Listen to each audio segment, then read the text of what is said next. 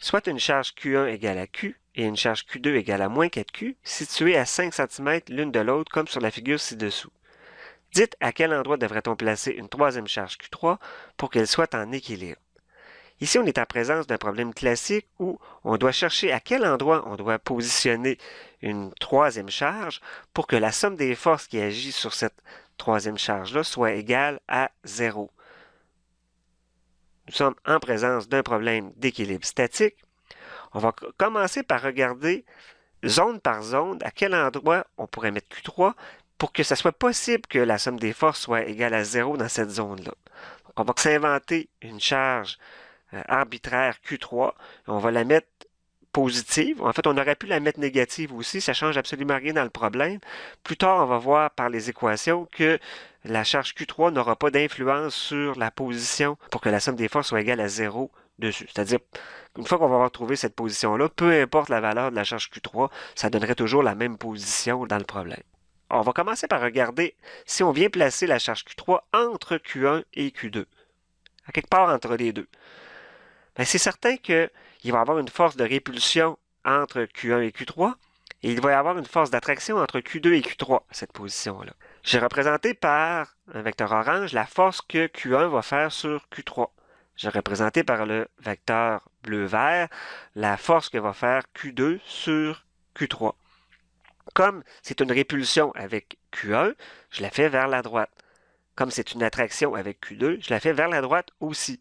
Donc on voit que quand Q3 va être situé quelque part entre Q1 et Q2, ça va être impossible que la somme des forces soit égale à 0 puisque tous les vecteurs force pointent dans la même direction. Donc c'est sûr que la force résultante sur Q3 là, entre les deux va être dirigée vers la droite. Donc on élimine la situation où Q3 serait situé entre les deux charges dans ce problème-ci. C'est sûr que dans un autre problème, ça pourrait arriver que ce soit entre les deux. On va regarder si on place Q3 à la droite de Q2. Si je viens placer Q3 à la droite de Q2, on voit que là, ça pourrait être possible que les vecteurs force puissent être en sens opposé. Donc, on voit par contre que la force que Q1 va faire sur Q3 est beaucoup plus petite que la force que Q2 va faire sur Q3. Pourquoi? Parce que Q1 est beaucoup plus petite que Q2. Donc, la force, on pourrait penser qu'elle va être plus petite. Mais en plus, Q3 est beaucoup plus loin de Q1 qu'elle est de Q2. La force faite sur Q3 par Q1 est plus petite pour deux raisons. Parce que Q1 est plus petit que Q2, puis en plus, parce que Q3 est plus loin de Q1 qu'elle est de Q2. Donc finalement, dans cette zone-là, ça va être impossible que la somme des forces soit égale à 0 parce que le vecteur bleu-vert va toujours être plus grand que le vecteur orange. Donc on va regarder si on se place du côté gauche de Q1. Si on se place du côté gauche de Q1, ça va être possible que la somme des forces soit égale à 0 parce que la force que Q1 va faire sur Q3 va donner un vecteur qui va avoir tendance à s'en aller vers la gauche puisqu'il va y avoir répulsion entre les deux.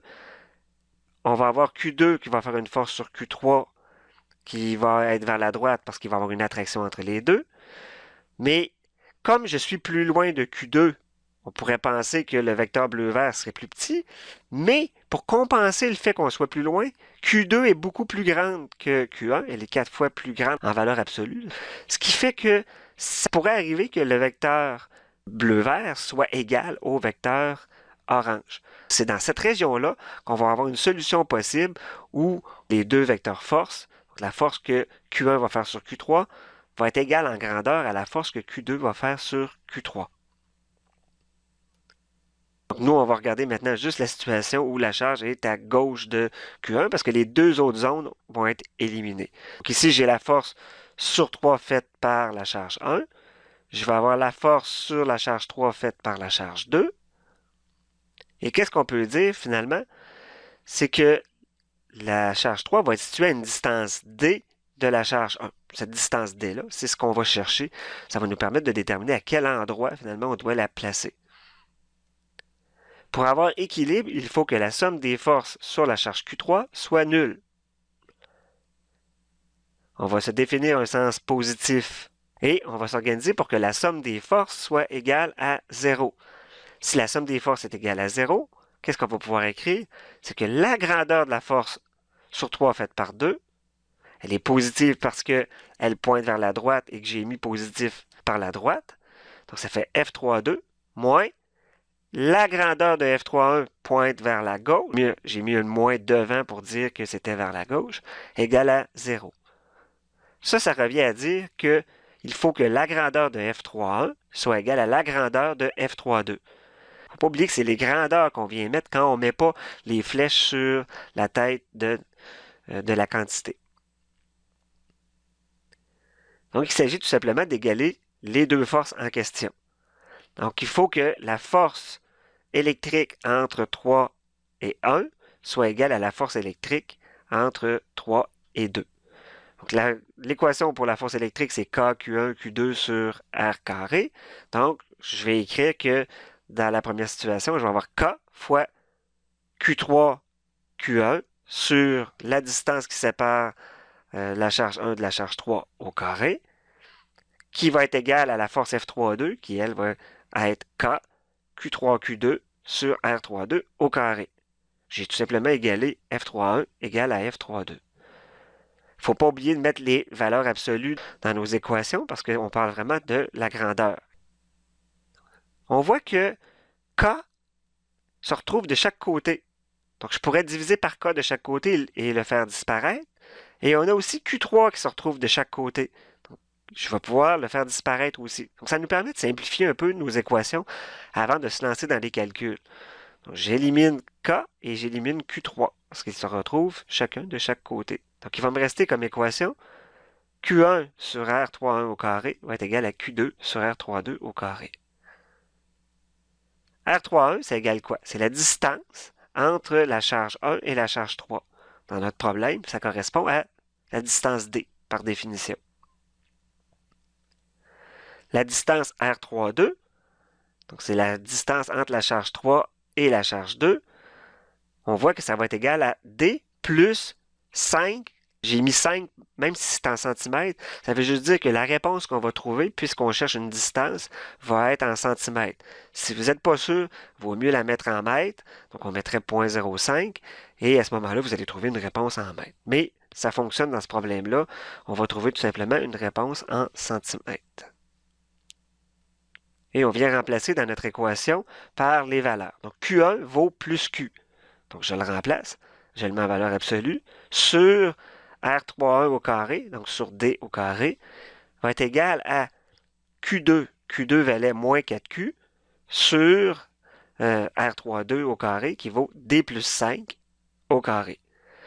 On voit que la valeur de Q n'est pas connue dans ce problème-là. De toute façon, ça n'a pas d'importance, puisqu'encore une fois, ça va se retrouver de chaque côté de l'équation. Donc, je peux tout simplement barrer Q de chaque barre. Il va me rester 1 sur D carré, qui va être égal à 4 sur D plus 5 au carré. Remarquez que je n'ai pas écrit moins 4 parce que c'est en valeur absolue. C'est la valeur absolue de moins 4. Et il va nous rester finalement à isoler D dans cette expression-là. C'est ce qu'on va essayer de chercher. Qu'est-ce que je fais? Je vais envoyer le D plus 5 au carré en haut. Et ça va faire D plus 5 au carré sur D carré va être égal à 4. Là, rendu ici, là, c'est juste du brassage mathématique qui va nous rester à effectuer. Donc, je reprends notre expression. Donc, D plus 5 au carré sur D carré est égal à 4. Une façon de solutionner cette équation-là, c'est de faire la racine carrée de chaque côté.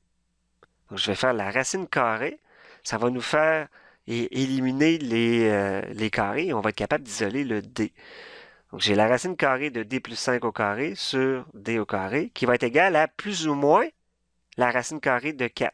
Donc, n'oubliez pas que quand on fait une racine carrée, il faut ajouter le plus ou moins en avant de la racine parce qu'il va y avoir deux solutions possibles qui peuvent donner le même résultat. Donc, finalement, si je fais la racine carrée, il va juste me rester D plus 5 sur D qui va être égal à la racine carrée de 4, ça vaut 2, donc à plus ou moins 2. Et là, on va avoir deux solutions possibles, celle avec plus 2 et celle avec moins 2. Donc, on va aller chercher les deux solutions. Première solution, D plus 5 sur D égale à plus 2. On isole D. Ça va faire D plus 5 égale 2D. Je regroupe les D du même côté. Il va me rester seulement que D égale à 5. Donc, D égale 5 cm serait une des solutions. On voit que D est positif. C'est une solution possible parce que D représente une distance. Donc, ça peut fonctionner. La deuxième solution, c'est D plus 5 sur D égale à moins 2. À ce moment-là, on a D plus 5 égale moins 2D. Ce qui va donner D égale à moins 5 tiers centimètres. Comme la valeur elle est négative, on rejette cette solution-là parce que D est une distance, encore une fois, et ne peut pas être négative. On va choisir finalement la réponse D égale plus 5 cm parce qu'elle est positive. La charge doit être située à une distance de 5 cm à gauche de la charge Q1.